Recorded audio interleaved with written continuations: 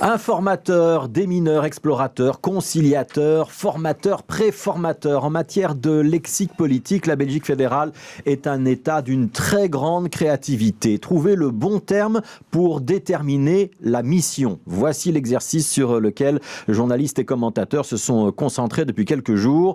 Gerd Bourgeois de la NVA, le parti de Bart de Wever, et Rudy Demotte du Parti socialiste francophone ont donc été chargés par le roi d'une mission qui doit aboutir à la remise d'un rapport le 4 novembre. Ils examineront les bases concrètes en vue de la formation d'un gouvernement fédéral autour de leurs partis respectifs et avec les 4 autres partis impliqués dans les discussions, dit le communiqué du Palais Royal. La presse les a donc baptisés préformateurs, un terme que vous pouvez juger à mi-chemin entre informateur et formateur. C'est une histoire de graduation subtile puisqu'un informateur, c'est le début du processus de formation d'un gouvernement quand on parle encore avec tout le monde, qu'on n'a écarté aucun partenaire potentiel. Alors que la formation, c'est l'étape suivante quand on a déjà choisi ses partenaires, que les négociations débutent réellement et qu'on commence la rédaction d'un accord de gouvernement. Nous sommes donc quelque part entre les deux.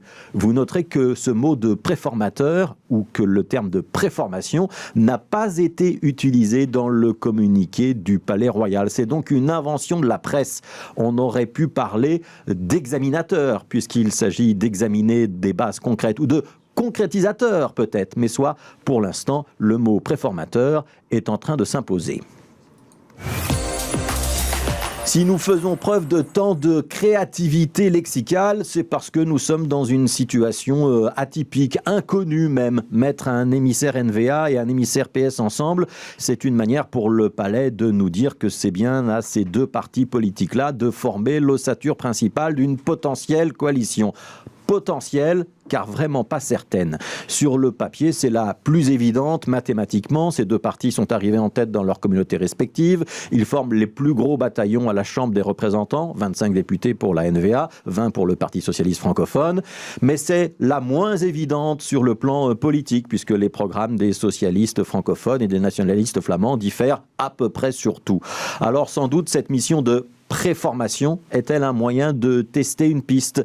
On peut être sceptique, PS et NVA ont peu de choses en commun. On peut se dire que garder 6 partis avec un penchant plutôt à droite et plutôt très flamand n'est pas la formule gagnante sur le papier, qu'il serait peut-être plus efficace de ne garder que 5 partenaires. Mais peut-être que cette mission de préformation servira justement à détacher l'un d'entre eux. Pour l'instant, ça ressemble plutôt à une démonstration par l'absurde. Mettre 6 partis autour d'une table avec la NVA et le PS aux commandes, c'est peut-être juste le moyen de fermer une piste, parce que tant qu'on n'a pas essayé en Belgique, on ne peut pas dire que ce n'est pas possible.